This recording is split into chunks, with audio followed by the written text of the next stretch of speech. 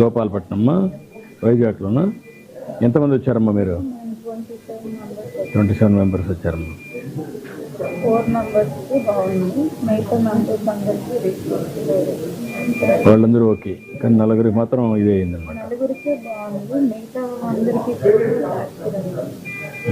మా ఇద్దరికి ఇంకొక ఐసీలో ఉన్నారు, ఇంకా 8 మెంబర్స్ వీళ్ళందరికీ.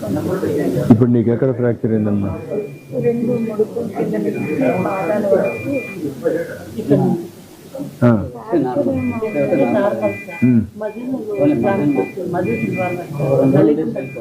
మజిల్ కంప్రెస్ అయింది. నేను ఇక్కడ నుంచి ఈ పార్ట్ మాత్రమే బయటకు ఉంది, మిగతా మొత్తం తొక్కిడు అంటే భూమికి రోడ్డుకి నేనే ఫస్ట్ అలా ఉండిపోయింది. దానిపైన అందరూ వచ్చి పడిపోవడం అన్నీ చేశారు. ఒక అరగంట పైగా కిందనే అలా ఉండిపోయింది. మా వాళ్ళు ఎప్పుడు వీళ్ళు ఎవరిని లాగమన్నా లాగలేకపోతున్నారు. ఒక 1/2 గంట పైగా ఇంకా చూసి ఇంకా మా వాళ్ళు ఎవరు కనబడడంతో ఇంకా నేను వదిలితాను, చనిపోతానని ఇంకా యాక్సిడెంట్. ఈలోపు మా అబ్బాయి కనబడడంతో తను చాలా దూరంలో ఉంటే ఇలా బయలుస్తుంటే తను వచ్చి అప్పుడు సరే మా వాళ్ళు కనిపించారు. తను మిగతా వాళ్ళు అందరినీ డాడీని అందరికీ వచ్చి తను లాగారు. 7 మెంబర్స్ పైగా లాడినా, ఒక 1/2 అవర్ పైగా లాడినా రాలేదు. అబ్బాయి 9th క్లాస్ చదువుతున్నాడు సార్, ఇంకో 5-6 మంది కూడా అబ్బాయి బయటికి లాగడానికి ఇచ్చేసారు. లేకపోతే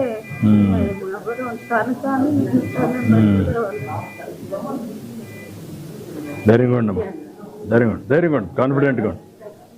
లేడా బయట ఉంటాడా? ఎన్నిసార్లు వచ్చాను కానీ మాకు కొండపైనే రూముల్లో ఉంచేసి అక్కడే లైన్లో పంపించారు.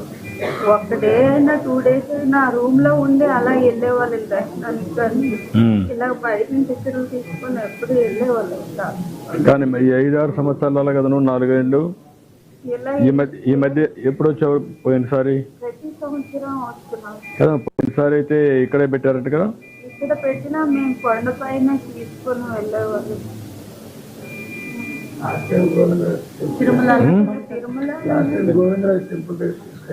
ఇక్కడ పడతారన్నా ఇంకెవరిని కూడా అందులోనే ఉంచి క్రౌడ్ ఎక్కువ అయిపోవడంతో మొత్తం ఊగిస్తుంది జనం.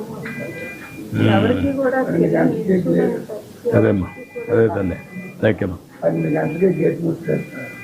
మేము అప్పుడు ఉండేది 500 మెంబర్స్ లోపల ఉండేది. అది మధ్యాహ్నం అందరూ బ్యారిగేట్స్ వెనక నుంచి ఎక్కిసి ఒక మోర్ దెన్ 4000 పీపుల్స్ వెళ్ళిపోయారండి.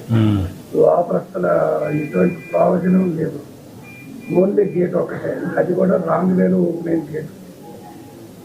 కనీసం గ్రూప్ సపోర్టింగ్ కానీ ఏం లేదు.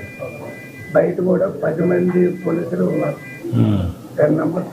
70 మంది ఉన్నారు, 90 మంది ఏం లేదు సార్, అది చెప్తున్నాం కదా. లేరమ్మా,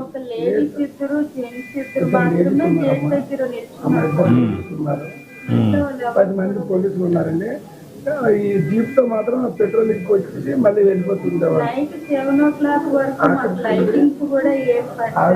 లైట్ లేదమ్మా అక్కడ.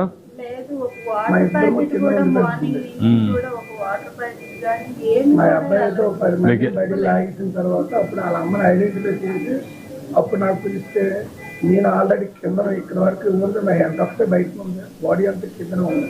మా పైన అందరూ 30-40 మంది ఈ మీద ఉన్నారు బరువు, అనేది బయటికి రావడానికి కూడా సపోర్ట్ లేదు. నేను ఇది ఆర్మీ దీనిలాగా కింద నుంచి అలా పాకుకుంటూ బయటకు వచ్చి అప్పుడు తను తీసుకుంటే నాకు బ్రీతింగ్ అందట్లేదు, సపోర్టింగ్ బలం సరిపోవట్లేదు. కనీసం లాగడానికి హెల్ప్ చేయడానికి కూడా ఈ వీళ్ళు కూడా కంట్రోల్ చేయడానికి చేయట్లేదు. అంటే వెనక ఆపదే, ఫస్ట్ వెనక ఆపితేనే కదా ముందు క్రౌడ్ అవుతుంది. అది కూడా నేను ముందు యాక్చువల్గా 12 గంటలకి మీకు ప్లాన్ షెడ్యూల్ కూడా చెప్పాను సార్. అంటే ఈ లైన్లో ఒకటి, ఈ లైన్ ఒకటి వెళ్తే 2 బ్యారికేడ్లకి 2 లైన్లు వెళ్తాయి కదా. నేను 16 సంవత్సరాలు బట్టి శబరిమల వెళ్తున్నాను. అక్కడ ఎలా అంటే వాళ్ళు 4 సెక్యూరిటీ ఉంటారు ఒక సెక్షన్. రూప్తో పట్టుకొని కనీసం 2000 మందిని ఒక రూపులో నాపి బ్యాచ్గా విడిచేస్తుంటారు. ఒక బాక్స్ దగ్గరికి వెళ్ళాక ఈ రూప్ పట్టుకొని ఇక్కడ ఆపి మళ్ళీ అలా పంపిస్తారు. నేను ఆ పద్ధతిలోనే ఇంకా డివైడింగ్ కూడా చెప్పాను, సలహా కూడా ఇచ్చాను. నువ్వు ఇంత మునుపంతా వచ్చావు కదా, అప్పుడంతా ఈ ఇబ్బంది రాదు కదా ఇప్పుడు? అలా ఎప్పుడు రాలేదు సార్. ఇప్పుడు కొండపైన పెడితే బెటరా, ఇక్కడ పెడితే బెటరా? ఇక్కడ కూడా ఇక్కడ కన్నా కొండ పైన అయితే సార్ ఆ కాంప్లెక్స్ లో పెట్టిస్తే అక్కడ మీరు 1 డే అయినా 2 days అయినా నీట్ గా రూమ్ లో ఉంటారు, అలా లైన్ లోకి వెళ్ళి నీట్ గా దండం పెట్టుకు ఉంటారు. అంటే కన్ఫ్యూజన్ ఉండదు, ఇంకా దర్శనం అవ్వదు అన్న కన్ఫ్యూజన్ బాక్స్ ఉండదు, నీట్ గా అలా దర్శనం చేసుకుని వెళ్ళిపోవచ్చు. అదే. అది కూడా కన్ఫ్యూజన్ పని చేసింది ఇక్కడ, అదే మెయిన్ ఏదైతే దర్శనం అవుతుందో లేదని. ఇప్పుడు మెయిన్ అదే సార్, ఇప్పుడు ఆతృత నాకు టికెట్ దొరుకుతుందో దొరకదా, నాకు కంకణం ఉంటుందో ఉండదా, ఈ కన్ఫ్యూజన్. అదే మీరు ఫ్యూ కాంప్లెక్స్ లో బాక్స్ లో పెట్టారు అనుకోండి, 1 day అయినా 2 days అయినా కంపల్సరీ అక్కడ ఉంటారు, ఎందుకంటే దర్శనం కావాలి కాబట్టి. ప్లస్ మనం అలాగే అన్ని ప్రొవైడ్ చేస్తున్నాం. నేను 95 కానీ మన దీంట్లో నుంచి రిసర్వ్ చేస్తున్నాను.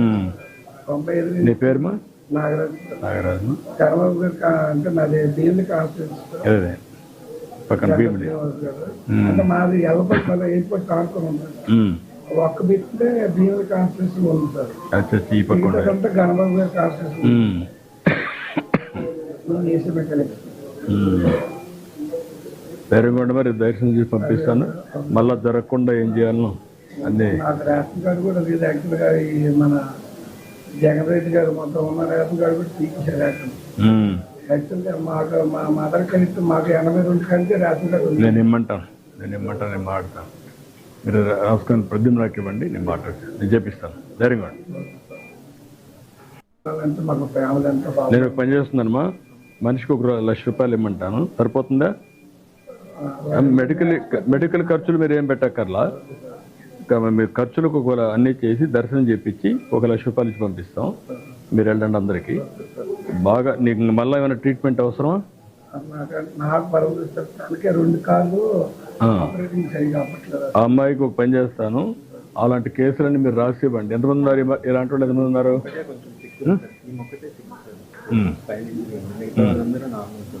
ఈ అమ్మాయి ఒకటే సిక్కుంది.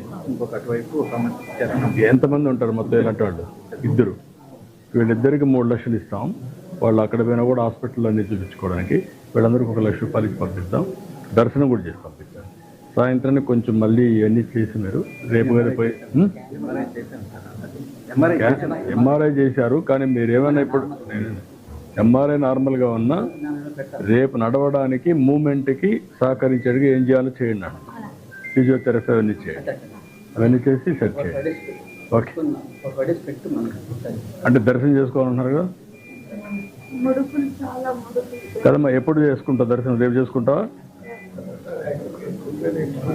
ఏమా వచ్చిందే రేపు గురించి యాక్చువల్. అందుకని రేపే చేపిస్తానన్న, ఆవిడ నడవాలి కాబట్టి అందుకే నేను కొంచెం ఫిజియోథెరపీ చేయించడం, అంటే వీల్ చైర్ సపోర్ట్ కూడా ఇవ్వడం చేయమంటాం. ఓకే మా ధైర్యం కూడా. సరే, బయోమెట్రిక్ నుంచి కూడా వెళ్ళిపోవచ్చు. ఎవరు వీళ్ళు మహాదూరుడు కాకుండా పక్కన బయోమెట్రిక్ అయిపోతుంది.